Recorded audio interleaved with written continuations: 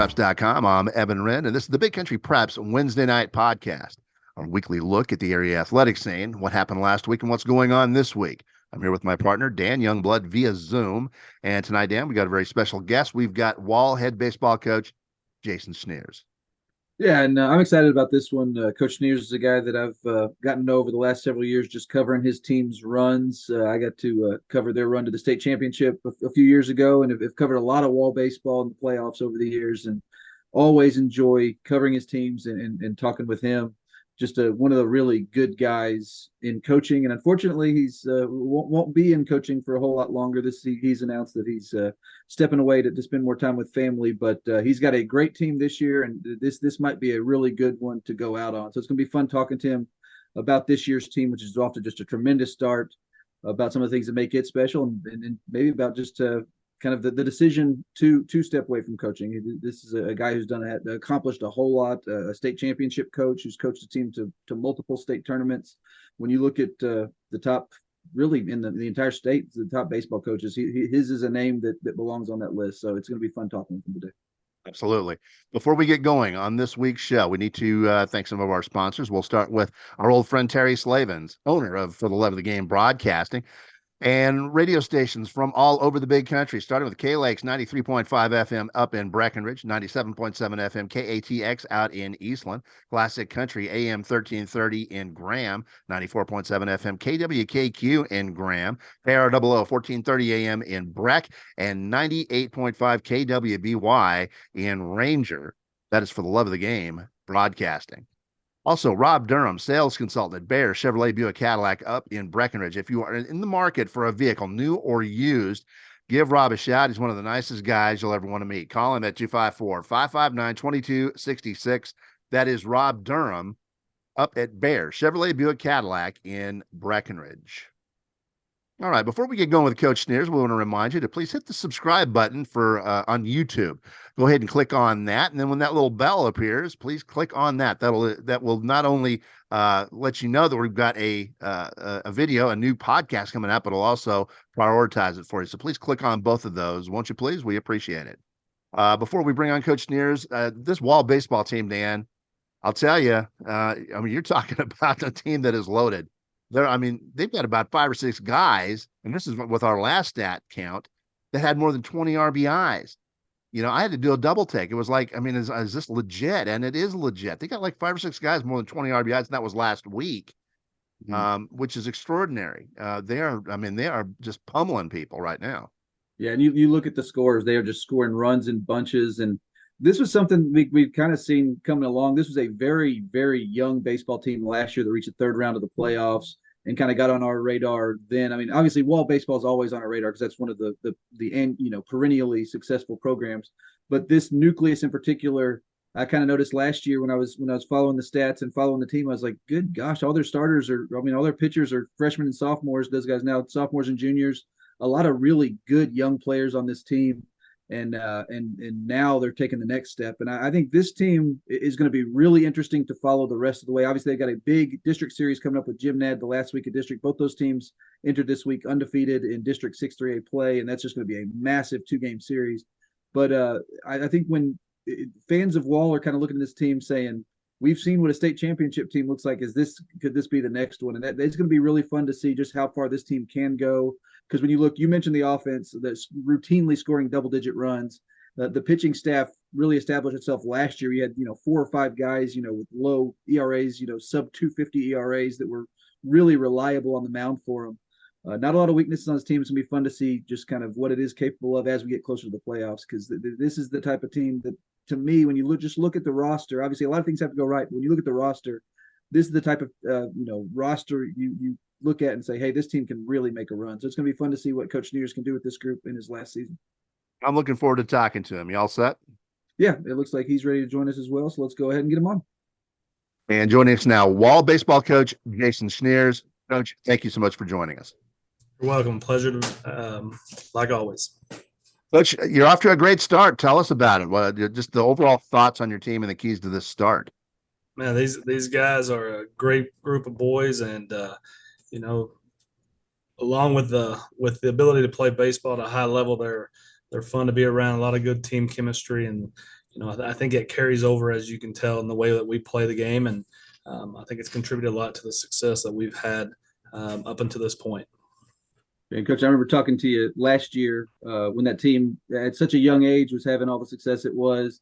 How much do you think that the success it had last year kind of helped this year, just in terms of kind of hitting the ground running with largely the same group? Yeah, most definitely. Those guys last year did a lot of good things that maybe weren't expected of them. I know the expectations were there for myself and for those guys, but maybe not for the fans and the people outside of our viewing area a little bit. But they definitely went out and they made a case for themselves, and didn't necessarily finish the way we felt like we could have. Thought we could have maybe advanced another round or so, but didn't happen. But I do definitely think we gained a lot of knowledge and a lot of experience and things about ourselves, and are able to take that from last year's experience and put that towards this year. And a couple of key injuries during football and even into the baseball part, we lost some components from last year's team in that regard. But just like everything else with our programs here at Wall, one person goes down, another one steps up and fills in, and that's exactly what we've done. Coach, tell us about the offensive depth that you are blessed with. At the 3A level, I mean, you sent your stats in last week and I had to do a double take. I mean, it was about 6 of our top 10 RBI guys are wearing green and white. I haven't seen that in a good while from a 3A team. You got about 5 or 6 guys that have more than 20 RBIs. That's a great thing to have. It's something that, as I've looked through the stats and kind of have compared to teams in the past, we're putting numbers up there with the best teams that we've had in our program, and doing it at a top through bottom. And a lot of those guys are freshmen and sophomores, and then just everybody's stepping up. And I think it's a contagious thing. They just feed off of one another. And our leadoff hitter Kellen Oliver has done an outstanding job as a freshman, and he kind of gets the thing rolling, and he gets it going, and then the guys behind him just continue carrying it on. And it's been one after the next, and we hope to continue riding that as long as we can. And on the topic of depth, that was something I noticed real quickly last year, was with all those young pitchers, and you were able to roll one in after another. How important is that when, like you said, you have had some injuries and things like that? How important is that depth on the pitching side?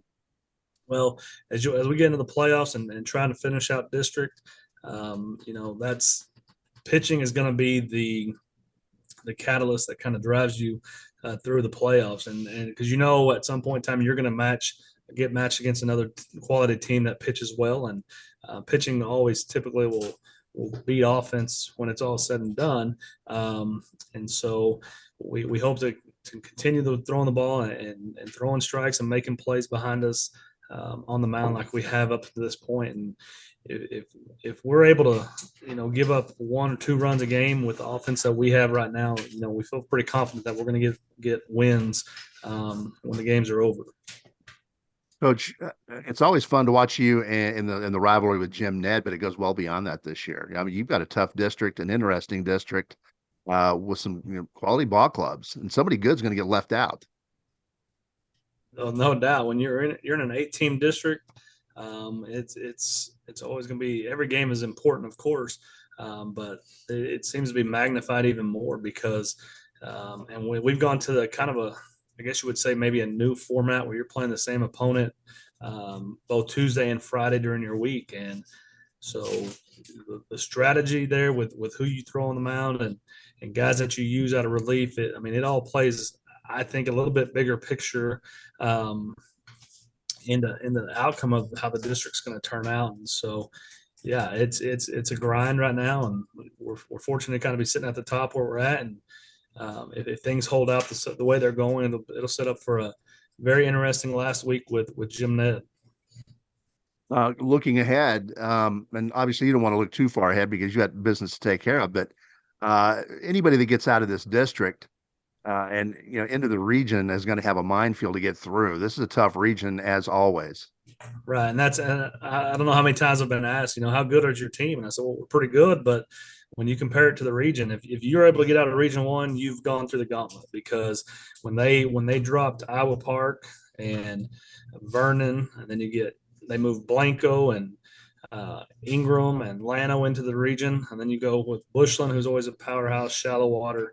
The region's loaded, and so if you can make a push throughout the playoffs in Region One, then you're doing good things because it will be a gauntlet. And you're a guy who's coached multiple teams to a state tournament, a guy who's gotten to win the final game before. Just talk about the difficulty of navigating that type of field. There's a lot that goes into that. I mean, baseball is a sport where if you face a tough pitcher, anything can happen. Just talk about kind of that path and kind of the difficulty of navigating a field like that to do those kind of things. Well, I try to, fortunately for us, it worked out in our favor one year, and one year we got second place, and so we've had a lot of success. And these guys on our teams were able to witness and see those guys ahead of them win a state championship and play for a state championship. But they also understand that it's not something that's just a given. You've got to catch some breaks and you've got to have some things go your way. And baseball is a funny game, and there's so many different variables that play into it. And so we preach that on a daily basis. And that's a talk around our community is this group's going to go to win another state championship. Well, yeah, it's a fun thing to think about. It's a goal that we have set, but they also have to understand and realize that it's a game of inches. It's a game of breaks, and everything does have to kind of fall into place. And as we sat back and, I kind of looked back at the year we won it and we went 39-1. It really amazes you at that stat that we lost one game in all those games that we played. But you think back to the games that could have gone differently. And even the semifinal game against Kirbyville, we load the bases up and some very close pitches that could have been called strikes that weren't, and it worked out in our favor. And so we have to understand that it's a game that, you're going to run into some really good pitching, and hopefully we have the opportunity to get some big time hits or get some calls that go our way, some breaks, because that all ties into the game and how your outcome can be dictated. All right, Coach, you've made a decision to step away from coaching, and man, it's a tough time because your team is just so loaded with talent. You just have to have mixed emotions. Can you tell us a little bit about that? Man, what a difficult decision it was, and you're exactly right. These guys that at the end of the season, and I'm going to step away from it. But I love every single one of those guys, and when I met with the boys that day and had to give them the news, the one thing I wanted them to understand is I'm making a decision for my family, and as much as I love being around them on a daily basis, I want to be around my kids too, and so. Super difficult decision. I love the game. I love everything about this community. I love the position that I've been in, and it's going to be sad when it comes to an end. But it's been a lot of great memories, and that's kind of what you hope for in this profession. And I've been fortunate to get to experience those things, and they're going to continue to have success. Whoever comes in afterward, they're going to have success, and it's a tribute to the school and the community. And, I'm super, super glad that I was able to be a part of it and have the success that we did. Coach, thank you so much for joining us. We appreciate your time, and we'll be keeping a close eye on the Wall Hawks as always. Thank you. You're welcome. Thank you for having us. Appreciate it, Coach. Thank you. And that was Wall baseball coach Jason Schniers. And, you never want to speak too soon. But I'll tell you what, this Wall Ball Club is about as good as the one that we've seen that won a state championship back in 19. Yeah, I mean, this is a tremendous baseball team. We've kind of talked about it throughout this podcast. Not a lot of weaknesses. A team that just crushes the ball, scores runs in bunches, has a really good pitching staff, a really deep pitching staff. I think if you are associated with Wall baseball, you've got to be really excited about what this bunch can do. And we're reaching the time of year where we're going to get to find that out. This is always as a baseball fan in general, but especially a high school baseball fan, this is one of my favorite times of the year as you're starting to kind of wind down the district races, getting the seeding decided and getting into the playoffs. I'm super excited to get to follow this Wall team, and the way our region works, we get to see a lot of these teams right in our own backyard. There's a lot of games played in Abilene. I anticipate we're going to get to see quite a few of our top teams out here, and it's one of the most fun times of year when you can go catch parts of 3 or 4 series a weekend. I love high school baseball, and I think Wall is going to play a prominent role in Big Country Preps high school baseball this season. So super excited about it. Baseball, softball playoffs are, I mean, that's about as fun as it gets, really. I Yeah. look forward to it every spring, and it's right around the corner. It's going to be here before you know it. Yeah, and I've talked about this in the past. Is like I love the playoffs for all sports, but basketball, volleyball, where you're playing these sports where you're playing 2, sometimes 3 games a week, they just fly by. Once you start the playoffs, you blink, they're over. The thing I love about baseball and softball playoffs is there's some breathing room in those series. You play one series a week, and it takes a good time, the amount of time to get to that state tournament, and you get to see a lot more teams. That's something that's really fun for me. I love the playoffs where you get to go out and see a bunch of our teams, and that's I'm really excited about that opportunity this year. So we're almost there, and I was glad we get to get Coach Schniers on here to talk about his team because, like I said before, his team is definitely going to be one that's going to play a factor, I think, in that 3A race. And with that, it's time to wrap up the Big Country Preps Wednesday night podcast. But before we do that, we want to remind you we've got 3 separate subscription packages here at Big Country Preps. We got a monthly for $5 a month. We got a semi-annual 6-month subscription where we knock that price down to $4 a month. And then we've got an annual 12-month subscription where we knock that price down to $3 a month. $36 for a full year of Big Country High School athletic coverage. We'd also like to remind you that if you ever see a photo you like in any one of our galleries, those are available for purchase.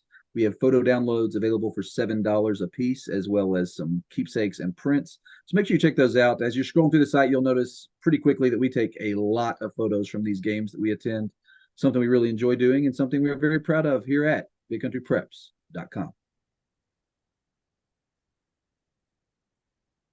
All Big Country, all high school, all the time. Welcome home.